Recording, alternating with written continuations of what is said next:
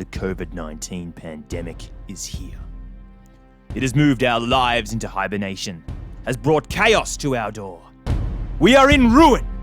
We need a balancing force, a hero, a savior, to restore world order. Fear not. What's on in the peloton is here, bringing you what others cannot. Long-winded, inconcise, unrestrained and mindless chatter. These are unprecedented times where what's on in the peloton may be exactly what you need.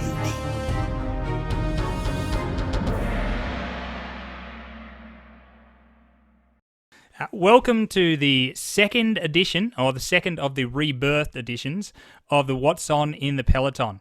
This week, Neil's got a few little tidbits up his sleeve, and we'll hand straight over to Neil here to get us started. We've also done something that we've never done before. We've got a guest in, and so we're actually trying to run 3 people on Zoom at once and recording 3 different things, and we struggle just to get one.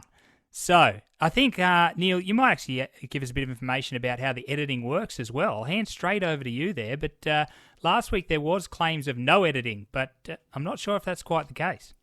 Yeah, look, thanks, Tim. There is quite a few things we need to sort of get out in the open. So, as you say, new terrain. I think we're getting a little bit very ambitious here, bringing on our first guest that we've ever had straight away. But look, the momentum is rolling, Tim. So I welcome you, Ashley Hayat, our first guest. Welcome to the podcast. Oh, it's great to be here. Thanks, Neil and Tom or Tim. Great to be here. Yeah, we'll more on that era soon. But look, if you're wondering what Ash is doing here, it will become very clear later on. He's not just a random man. He is a man who comes with special information that will be essential later on in the podcast. And that's been kept a bit of a secret from everyone here. I'm not sure that I or Ash know what we're here for, but Neil knows why he's here. So later on, Neil will be revealed to everyone, Tim. Yeah, including us. So let's get into it. All right, Tim. First up, there's a couple of elephants in the room that I think we need to tackle head on. First one. Those of you who listened to our first podcast, not a hell of a lot of people, but still a couple, you might have remembered that we said that this podcast was going to be coming out probably monthly, fortnightly at the very fastest. That's as rapid as we thought it would come out. Then here you are, less than a fortnight later, certainly, listening to episode number 2. And Tim, I think I've caught you out too. Yeah, well, I put my feet up after the last one, and I was just relaxing and very happy with the idea that I wasn't going to be, a couple of weeks before Neil will give me another call. 3 days later, he's on the phone trying to get me ready to do another podcast, and I was pretty upset about the whole thing. I'm like, well, give me a little bit more time here to relax and get ready, but no time, he was saying, Tim, go turn on your TV. So I went and turned on the TV. He said, you come back in 5 minutes and you tell me what's happened. And in that 5 minutes, the whole story on the pandemic had changed.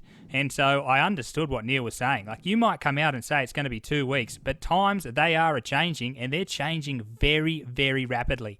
One day, it's a certain set of rules. The next day, it seems like things have totally changed. Got to be agile. We've got to be agile. We've got to be ready. Yep. It's the same with you're listening every day. You listen in, and are schools going to reopen? Yes. No.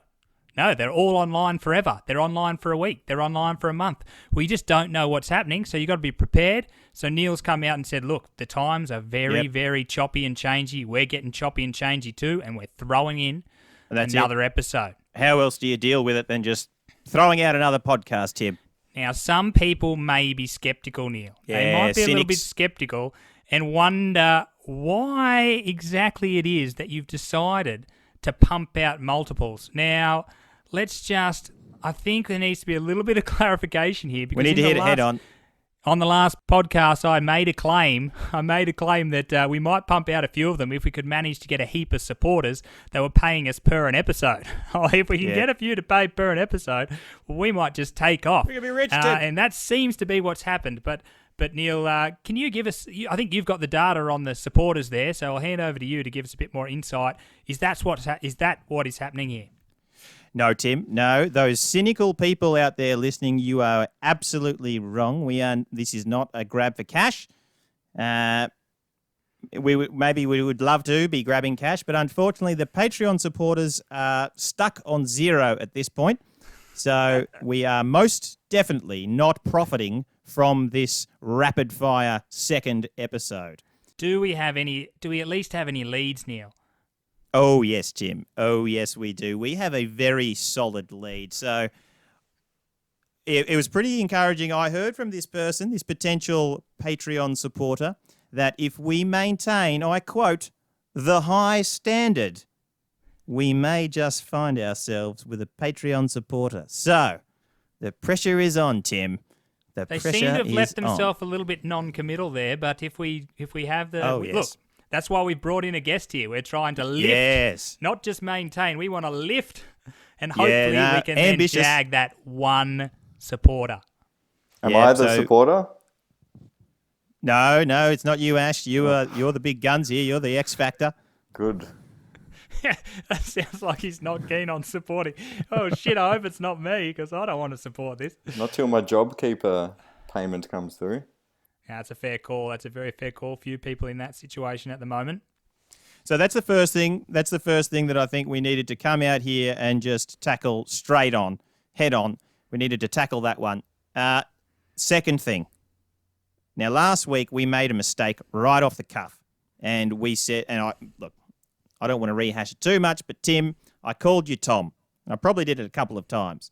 And you said, look, we can edit it out. And I said, no, Tim, the people need some honesty. They need people to be upfront with them in these uncertain times, and we will not be editing this podcast. We will just give it as it comes out of our mouths. And look, an hour later, as we've just said, the pandemic is changing things. I was absolutely editing the shit out of it. Literally, there was all sorts of just waffling mumbo jumbo. And I just had to cut it to pieces and sort of make that polished product that you guys have no doubt enjoyed. Very interesting to note that after all that editing, Tom still made an appearance. So... Yeah, well, look, you can't get them all, Tim. You can't get them all. And look, basically, I think... I don't think he's got much to say to this one, people. I think he's just... He's not actually sure whether I'm Tim or Tom. You put them both in just to cover bases. Yeah, I'd just like to say that in our defence, last week's episode in particular, we were covering topics of great philosophical depth.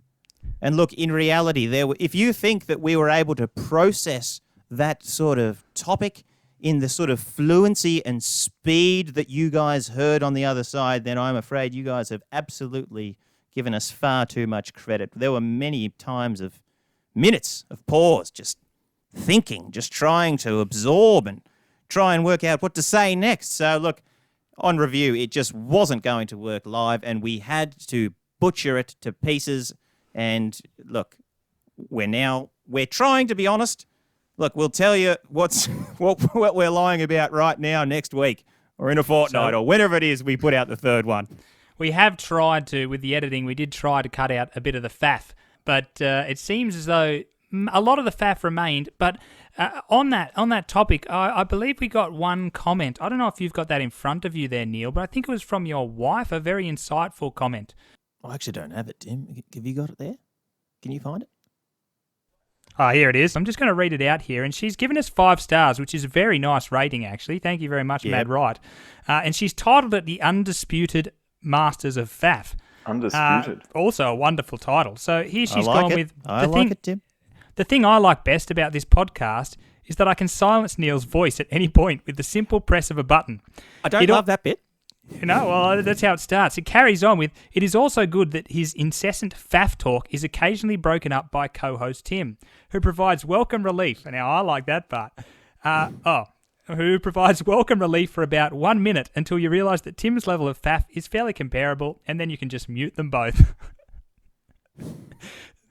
So it's a good comment. It's a good comment, but I'm not sure I'm fully supporting that one. But look, she's still giving us Thank 5 you, Maddie. stars. 5 stars. You can't argue with that, Tim. We've got a 5-star review. 5-star review. We'll take it. That's it. That's all we got too. The one. So we've got 5 stars. Nothing's taken down the rating. It's 5 stars is what we are. It's a good strike rate. So hopefully, if you're out there listening, maybe you might maybe be interested in throwing a comment up yourself. We'd love to see a couple of comments and see whether we can maintain that 5-star rating for one, but also get maybe some different insight apart from just the we could mute you. Yeah, I think I like the stars. I'm not so sure I'm fully on board with the comment there, Tim. So, yeah, let's... a podcast that can be easily muted is not what you're striving for. It's certainly not sort of... it's not what you dream about, is it? It's not what you... Yeah. Yeah, well, that's very true. We didn't initially design the podcast to be muted. We do want people to turn it on and listen to it, and hopefully listen the whole way through. So give us some feedback and help us to direct it in that channel. All right, now moving on to our next part of this podcast. So basically in cycling, throwback to our sort of original roots here, Tim, the cycling sort of aspect, what you often find is that there's nuance involved. It's not the same as other sports like AFL. So, for example, at the end of an AFL grand final, you've got a winner, you've got the runner-up, and then you've got people going different lengths of time or reaching different stages of the finals. And then you've got the ladder for those crappy teams down the bottom 8. You can see exactly, just at a quick look at the end of the season, who finished where. It's not a hell of a lot more to say, but in cycling, it's very different, Tim. It's a completely different ball game. You still seem to have at the end of the race, you've got a first and all the way down to sometimes 180th. Seems like you can very clearly see people's positions. Is that not how it works? Yes. Well, look, Tim, that is absolutely the first thing that you would do with a cycling tour. You would look at the general classification, the GC, as those in the game call it, and you would see, like you would a grand final, you would see the rank of the riders from top to bottom. But there is much more going on than just that GC competition within especially a tour type event. There are lots and lots of different classifications. You've got the sprint jersey, the green jersey. You've got the GC, the yellow jersey. That's the one that you sort of really want to get, but there's actually not that many people who are even trying to get that. And there's even teams that aren't even going for that. So other things that you can go for, you've got the green jersey, the sprint classification, and you'll have some teams 100% focused on that green jersey. So it's not really fair to just look at the results sheet of the general classification and say, oh, look at this team here, Gusto Santic. That's not the name of your team, is it, Tim? Look, it's part of it. You just missed the Ljubljana at the start. You've done all right. So Ljubljana Gusto Santic, for example, finishing down the bottom. No GC rider whatsoever. If you just do an AFL-type analysis, you'd think they did crap. They must be devastated. But they might have had the best tour of their lives. They might have just knocked over all of their objectives. They might have the sprint jersey, the green jersey. They might have the climbers jersey. They might have been in every break of the day. Look, and who knows? It's basically just a choose your own adventure in cycling. You can go for anything. And I believe in some races in particular, and we might bring you in here, Ash, such as the Giro, there can be lots more than just 3 jerseys. I think the Giro's, it's known to have, there's so many competitions, it's hard to keep track of. It's true. I once tried to get a hold on it. I read pages and pages of explanation of all the classifications, and I probably understood three or 4 of them. The rest, I had no idea. So there you go. Even within a different race, there are different things on offer. So it is truly a sport of nuance. So you can't just do just a quick look up of the result sheet and understand what's going on. And Tim, as we've discussed this off air before, this doesn't just sort of work at the level of a team either. So if you're looking at at teams, how teams have performed, which is often done in the cycling media, like they do a breakdown, winners and losers of the Tour de France, and they look at each team and what their objectives were and how they did.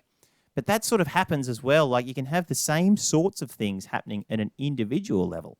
So you might get to the end of a race and think, hey, I've done pretty well here, I've won. But then when you start talking to people in the club rooms, you find out that you didn't actually beat anyone. Everyone was trying to do something else. They might have just been trying to sort of, clip in first or, be the first to the first corner. And the tricky thing is sometimes you don't know what people are actually going for until after the race. Can happen retrospectively, which makes it really tough. It's very easy to get to the end of the race and redesign. As you said, you've got this design your own adventure. You can come to the end of the race and you can sort of look back and create whatever adventure you please. You can just say, if you went over one little crest first, that was your goal. I was just waiting for that crest. I waited for it. I got over there first, and that's wonderful. So you can look back on it and change things. However, with a little bit of insight, it's not too difficult to tell when someone's just trying to claim a bit of nothingness out there. So there are multiple Impossible to prove, though, classifications. I'd say, Tim. Impossible to prove. Very Well, much difficult. Yeah, difficult. what do you difficult say to prove. those people who appear to be shifting the goalposts after the game? Oh, great! We don't have much to say to them, do we? Look, there's not. Yeah, I think it's at a certain level. You just need to say, okay, well, I suppose if that's what you were going for, if Well you done. if you were trying to be the first to clip in, or you wanted to be the first person to shout out a particular word, and you did it, then hey, you did it. You did it. Generally, I think it's a bit easier to maybe we just have to go with the rule books there. Check the rule book, see what classifications are there, what prize money's there. If it's some kind of classification with prize money, maybe that makes it a bit more legitimate. Maybe that's the way that we can break it down. So we've got some stage wins there. Maybe you're looking for a top 10 on a stage, or even a top 20 on a stage might have some money there. You've got your jerseys, as you've said, with your sprint jersey, your climbers jersey. So maybe you could even look down at just points. You got a couple of points in the King of the Mountain jersey. So there's some different ways to classify that. But nonetheless, it is a race where the winners and losers are definitely not just obvious from the outset. Yeah, I agree that, Tim, the prize money is a good place to start, and the official classifications. Like if someone's standing on a podium, they're getting a novelty-sized check, then they've done something right. But look, some people, they just like to race in even a particular style. They consider that to be a win. So often in cycling, you have people who, they don't even care about the result. They just want to do things like make the race. Things like that. They just want to be the aggressor. Just, race with a bit of panache. It's often another word that's thrown around a fair bit. And Isn't the goal the most is... aggressive classification a style category now? I mean, why can't a style category be an official category? Good question, Ash. Good question. I think we're sort of getting in a little bit of a surfing sort of realm if we go in that direction, though. Surely we need to stick to cycling.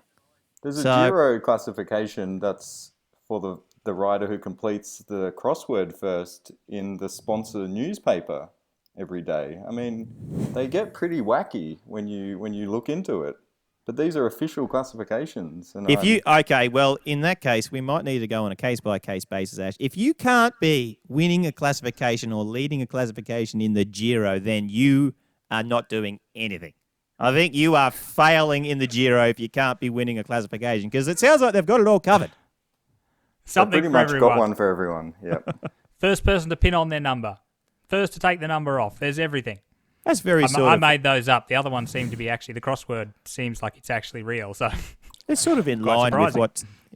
with what some people are sort of saying is happening in sort of primary schools. This is your area, Tim, but people have said that recently there's been less emphasis on the the first, second, third, and there's been at times no first, second, and third, and just everyone being a winner. I think the Giro sounds like they're sort of they're pushing that one too. Well, at least with the Giro, they're splitting it up and giving specific classifications. It's not just Different everyone's a winner. Too. Yes. Yeah, you actually still have to look. You have to complete that crossword, and you have to complete it fast if you want to get that classification. But the crossword doesn't get quite the same prestige as winning the pink jersey. Am I right in that, Ash? That sounds right. I mean, the issue is how far away from cycling are we when we award this prize? I think when we're talking about crosswords, we're getting a fair way away. That's a long way away from being a cyclist. I tell you what, some of the best cyclists I know would not be too good at tackling a crossword. Well, look, I've done an awful lot of races, and I can't say that I've ever completed a crossword on the same day as a race. Look, I haven't completed many crosswords at all. So for me, cycling and crosswords don't sort of really seem to initially have a great link. So we are starting to throw some strange curveballs there. Sort of moving in the direction of triathlon, isn't it, Tim? It's it's not how well you do one thing. It's the combination. Yeah, how well but we've can you just thrown in- crossword/ride? If you're trying to get Patreon supporters, I wouldn't go making comments like that, bashing triathlon, Neil, because these people are your target audience for Patreon subscriptions. Oh, look, the Patreon supporters, I think that's an impossible one to try and target. Because look, Neil said, don't care. Let's just rubbish the triathletes, even if they can give us all the money in the world. You rubbish the just triathletes and you ruffle a few feathers there. And look, you're very right, Ash. I think you could really sort of put a few triathletes offside. But at the same time, that very comment could really that could get a few other road cyclists across the line. It's a very popular thing to sort of, rag on triathletes a little bit. Could bring the triathletes more into cycling if they realise, look, this is actually a multidiscipline sport. It's Totally. not so one-dimensional as they initially thought. Now, Neil, I'm not particularly sure why we're talking about crosswords and the difficulty of trying to figure out the who nuance, a winner Tim, is, the who nuance. a loser is. The nuance. Well, why are we talking about nuance, Neil? What are you leading us down this path for? Right. Yes, Tim. So I think the listeners, you would probably agree that, as three cyclists here, we have a particular trained ability here to deal with complexity, nuance, and the occasional bullshitter. And we think that the pandemic requires these skills. We can transfer our skills of analysis, honed in the realm of cycling, and then apply it to this pandemic, which is not over, but we may be able to enlighten and make sense of it. So, we may be able to help here, Tim.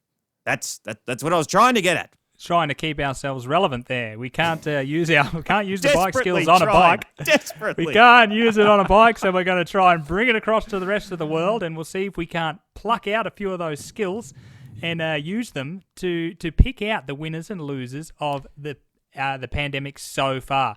Now, it's still very early days, and as Neil said, we won't be able to really understand until we look back. Just like with the cycling, afterwards you can look back and pull out all kinds of different wins and losers. We can take it and say that this is what we were always trying to go for, but some companies' shares might jump through the roof that just got a little bit lucky in the end. So rather than waiting for that hindsight, we're going to jump in the midst of it and see if we can't pick out what looks like a winner. Now, let's say mid-tour, really. It's mid-tour, isn't it, Tim? We're sort of it's halfway mid-tour. through. We can start. So we can have a look and we can see who's in GC, who's leading. Now, there's every chance they could lose 15 minutes and come very close to the end. But at the moment, let's have a look. Now, for me, I'm going to jump in with one that we didn't discuss beforehand. Bike shops, Tim. Oh, Booming. bike shops. Bike shops are... Apparently, from what I've heard as well, in New South Wales, it is currently impossible to buy an indoor trainer. So the trainers from the bike shops have gone out of stock. People have gone, what do I do in a pandemic? I ride Strava. I want to go indoors. Zwift is more the... Everyone's buying their trainers and heading out to take Strava segments. No, that's wrong. Big clunking things bouncing around behind them. Doof, doof, doof, doof, doof. Look, we might edit that out. No, we won't. Who knows?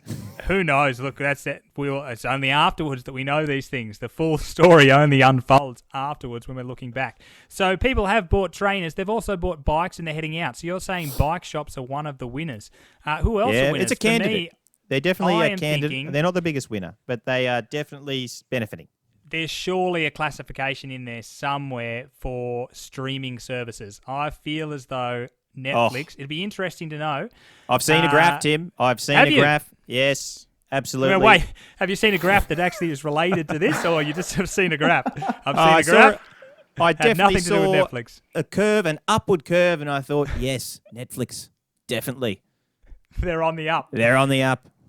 Well, look, even things like we've got some strange things at the moment that are really sort of taking off on Netflix. We've got The Tiger King. The Tiger King is a story about multiple people keeping very large cats and it seems to be quite a popular thing. And you would never, I don't know, has the pandemic helped some of these take their spots right up to the top? I was watching a show the other day called Money Heist. Now, I'll be honest, it's dubbed. The whole thing's dubbed, and I hate dubbed films. I wouldn't watch it normally. But I've kind of been stuck at home, turned on the TV, and I'm like, well... Money Heist. Let's give it a run. I'm running out of these shows, so I'm going to throw it on. So perhaps Netflix or other streaming devices could be a winner. What else have we got out there, Neil? Look, I think there's fewer winners than there are losers. I think we should be clear about that. It's a lot like a cycling event. Unless you're in the Giro. The Giro, losers. Everyone's a winner, but most races, you've got a few winners, but the majority of the people, they're claiming the sort of, those crappy sort of classifications. But in this, there's unfortunately more losers. I think the bike shops definitely seeming to do okay. Look, this is sort of exposing my my general knowledge a bit here. What do you think, Ash? The supermarkets seem to be doing well. Supermarkets, yes.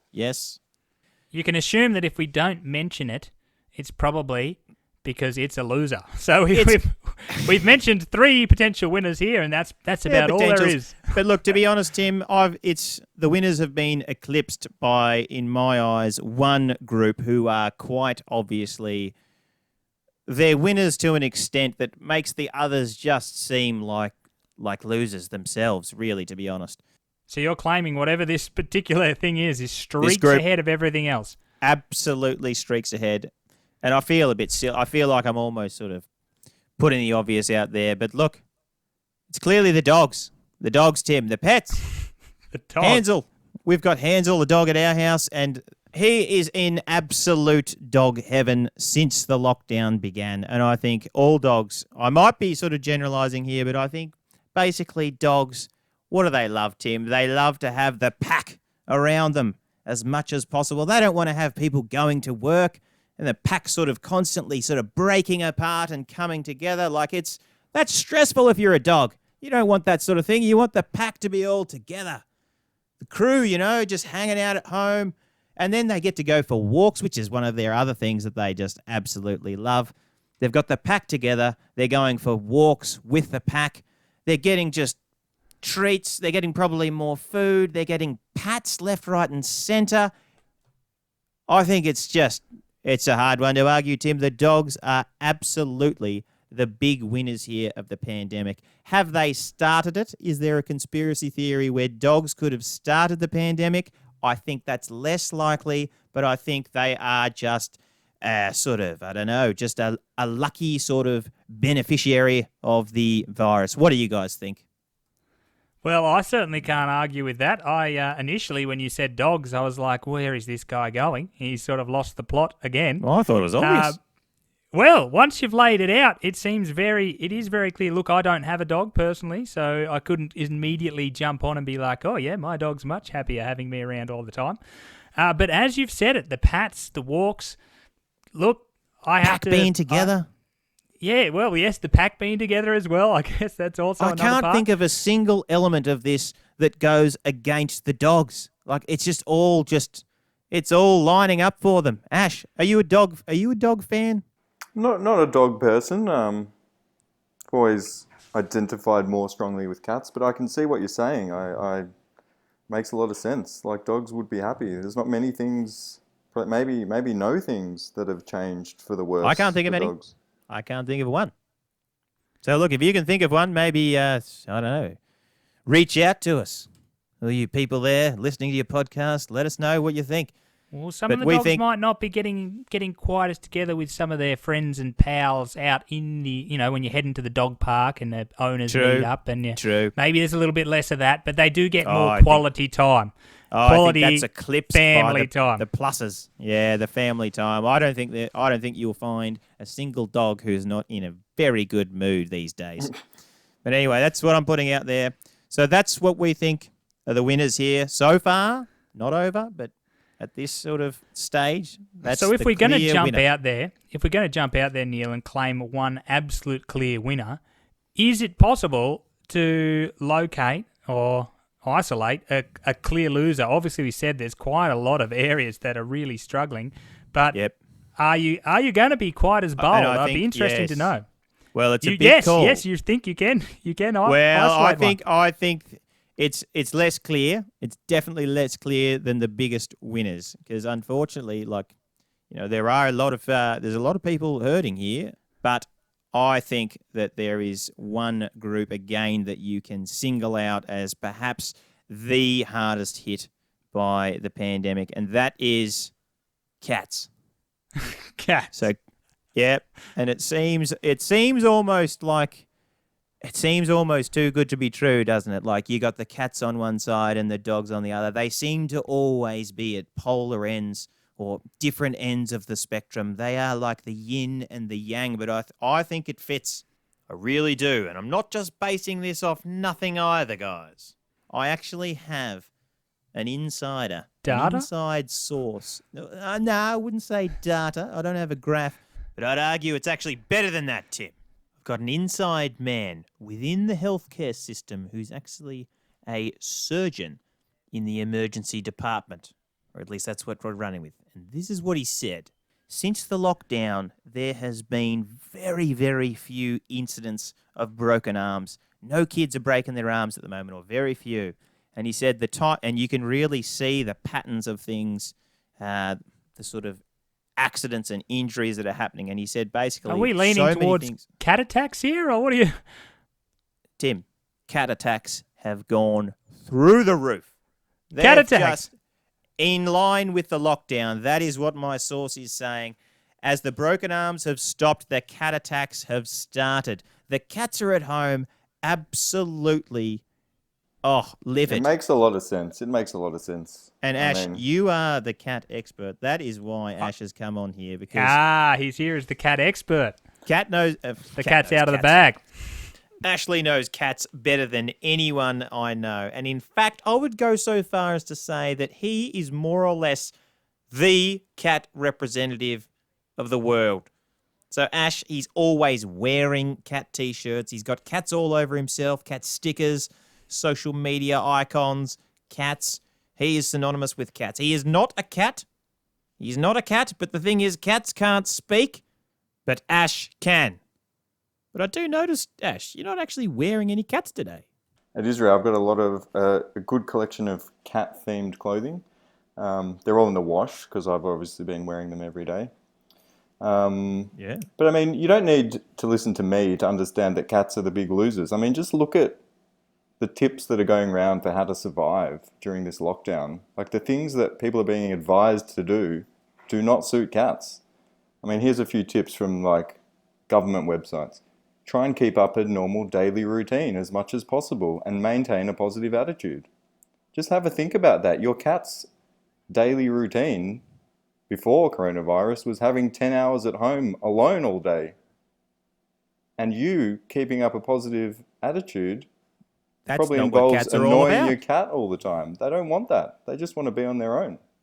Yeah, that's what I thought. I'm glad you say that, Ash. I'm glad you're backing me up here, because I thought, that if there's one thing that dogs love, it's the pack all being together. But cats, they're not like dogs, are they? They don't really want you together. What about this one? Treat quarantine as an opportunity to do some of the things you never usually have time for. I think that needs a strong caveat in there that says, apart from bothering your cat. They just don't want it. They don't want to be bothered so that you can do things you normally don't have time for. And I think the tricky thing with cats is it doesn't take a lot to bother them. They can be quite sort of moody little buggers, can't they? Like, just your very presence in the sort of vicinity, that can be enough to sort of, have them... And even the language you're using, it's not your vicinity most of the time. It's their vicinity. See, there you go. It's just I've that already you're peed in off. it. I've peed off quite a few cats in my local neighbourhood just by this podcast. They're livid.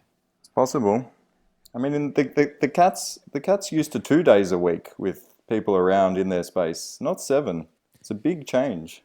Do we have some tips then for living with your cat? Yeah, what can we during do? this time? What can we do, Ash? How can we get along? Maybe you can help sort of mediate this relationship.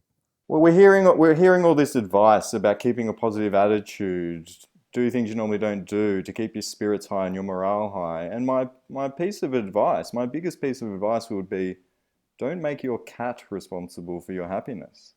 You've got to find your happiness on your own, and your sense of self and identity on your own. Once you've got that, your cat will come to you when it's ready.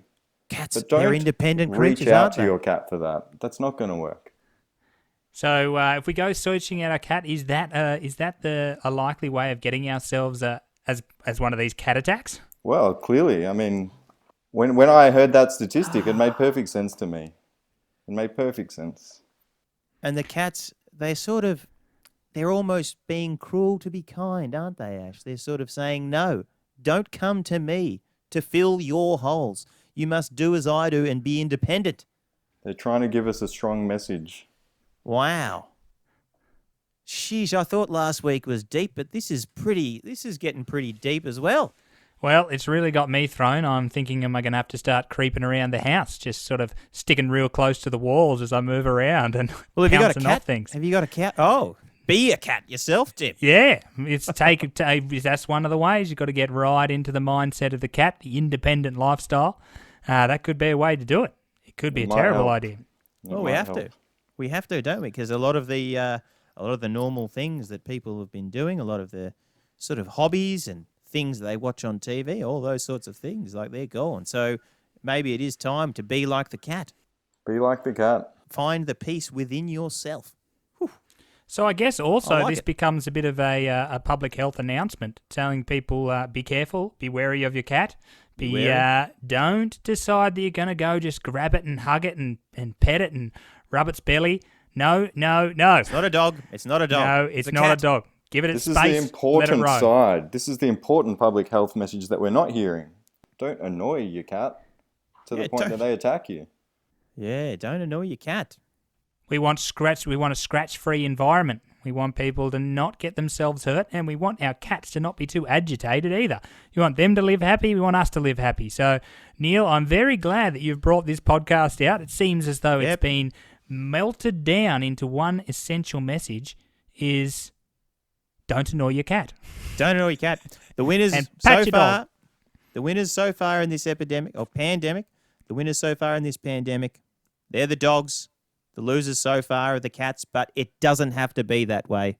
We can get along. The cats don't need to be the losers. Don't you be going around making the cats the losers, because we are responsible by the sounds of it. No, there's more classifications. Trying to fill our own holes with the cat. That's exactly right. No, we can make more classifications here, and we can realise that if we can manage to, maybe it's about learning to live alongside the cat. And you've also got to learn to live in harmony. If you've got kids in the house, or your parents in the house, or just a housemate, you're together a lot more of the time. And sometimes the best thing to do is to damn well leave them alone for a little bit. So we could take the message from the cat and spread that a bit further out. Let's realise sometimes it's time just to step back and give people a little bit of space. Yeah, get off Zwift and go for a Strava segment, Tim. Get out of the bunch. Yes, get out of the bunch. Make a breakaway. Yes. Go on your own. And now there are many ways to win. Yes. Well, infinite if you're doing the Giro. Yeah, so. That actually reminded me of another thing, the Strava. I've got some good news, Tim. I actually had a few people reaching out to me, fairly close friends who were sort of a bit... They heard the first podcast and they sort of thought, is everything all right with Neil and Maddie there? Maybe there is sort of a bit of tension developing. And I am pleased to say that things have taken a bit of a turn for the good. And I think, Tim, like the viewers... Your hair does look better. Yay. I'm glad you noticed that, Tim. Yeah, I'm glad you noticed. I haven't got a haircut, which might surprise you, and you might be thinking, hey, that was pretty much one of the strong messages. At the end of that podcast, it's you would believe that I was going straight to a hairdresser, and here he is a week later, no haircut. But I have worked with the curl. Ash, you've got curls as well. The viewers can't see that, but if you've got curly hair, I don't know if you feel this, Ash, but if you just cut it short, you're abandoning the curls. It feels like to a certain degree you're giving up on the curls. You're killing a part of yourself by just Oh. getting a short haircut. A betrayal. Definitely. I mean, once you cut the curls short, you don't have curls. No, and I think straight hair is a bit of it's a safe play, isn't it, Ash? It's a safe play. It's straight hair. It's just a bit meh, bit nothing. That's how I look at it anyway. It's So a if- safe play, but it doesn't allow you to express your individuality, your personality. And curls, I will say they're a bit of a gamble, but they can be beautiful. Have you seen Lord of the Rings? Are you expecting allowances to be made, Neil, in the government regulations, allowing perhaps curly-haired people to attend a hairdresser Oh, one at a time? to but be not fair though, as we opening it said up? last week, Ash, even hairdressers, you walk into a hairdresser, they have a look of fear. A lot of them don't know how to deal with the curl. I think if you're a curly-haired person, you need to learn to manage your own curls because it's unique and it's a tricky business. It's a fine art. And this week I haven't got a haircut, but I have been focusing on curl management. What have you come up Now- with? I find if I wet the hair, I need to sort of wash it in a particular sort of frequency, and then I need to let it dry quite slowly, and the curls just kind of form up. Because what you want in a curl is it's not just every individual hair doing its own thing, curling around on its own. That's frizz, and that's the devastating lows you can experience as Big a curly difference haired there. person. I'm glad you pointed that out. Yeah, and if you frizz, that's what was happening in this last week when tensions were getting a little bit high in the marriage. There was a lot of silence and it wasn't looking so good. But this week, I've been able to embrace the curls, get a bit of unified sort of curling. You want a lock of hair, a group of hairs all curling as one, creating that lovely lock. You can't have all your hairs doing their own thing and going into a frizzy mess. That's when you're in trouble. So for the listeners back home, last week when Neil was on looking the podcast, it was, as he said, very frizzy. When I say frizzy, I mean it just stands sort of straight up on its mess. end. And It's a we're mess. talking, you look at it and he's nearly got an extra 6 feet of height just in the hair that's sort of puffing up off the top of his head. Now, one of the ways last week that it did seem to sort of get a little bit under control was when he put his headphones on. Now, at Yeah. the moment, I know you can't see this back home, so you're just going to have to take my word for it here. But at the moment, Neil does have some headphones on, and I'm not totally convinced that that's not what is actually just completely keeping this curls under wraps. So he's going to take the headphones off. He's taken them off, and there is no frizz. It has not bumped up at all. Now, that is incredible. Neil, I've known you now for maybe 6 years, and that's the first time I've seen the hair not shoot up without something holding it into place. So when he's talking about this regime, he is not lying. He has actually studied this. Curl He's got this management. figured out, and the curls are managed. They do look, I must say, I'm not surprised that Matty is sticking around. It's striking There's a some good-looking balance. I curls. think I'm striking the balance between the yin and the yang, the chaos and the order, and that's what you can achieve when you're sort of really nailing it with curly hair. It looks a little bit chaotic. You've got curls going everywhere, but they're not all individually just a complete mess. You've got little pockets all in the one hair working in unison. So it's kind of this, you can achieve this perfect sort of curly harmony. So you started this bit of the story there, Neil, to try and give our listeners, I think, you're saying that the marriage is actually not on the rocks. It's okay. You had a few people reaching out to try and figure It's out. off the rocks. Now, It's are off you the saying rocks, Tim. Is it just off the rocks because you've got this management No, of the it's curly not. hair, or So has Strava got to point to play, getting out of the it house to certainly do Strava? does, What's Tim. going on? Yeah, so the first thing has been the curl management. That's provided a real stable bedrock. That's done a lot of the sort of hard work throughout the week. And then just recently, Strava's come to my aid. And I think I mentioned we've got a little bit of a competition going in our sort of, it's not really even club. It's even smaller than a club. It's only a group of about sort of 15, 20 people. And every week we're going out and there is an official Strava segment that is the one to do over the weekend. And that is basically the competition. In these times where we've got, there's got no races on. There are no races happening anywhere in the world. Things like Zwift and Strava, that's all we've got. How strict are we talking here about over the weekend? What does it open at 12 at midnight and finish at midnight? Saturday, Sunday, On anything in Saturday and Sunday, and it counts. And today, Tim, I think I may have won a stage. Wow. Really? And Maddie, she's responded. It's back. But With Neil, this- it's Sunday. The weekend's not over. How can you jump to this claim? Yes. That's a very good Yes. good point. Yeah, look, I You could tend get beaten. I'm the type of person who can get a little bit carried away and sort of count their chickens Is this before the they hatch. classic early victory salute? Yes, it is. But you know what, Ash? So far, it's working because I'm in the lead at the moment. I'm in the hot seat, and with a strong, curly sort of base, with a little Strava victory on top, marriage is back.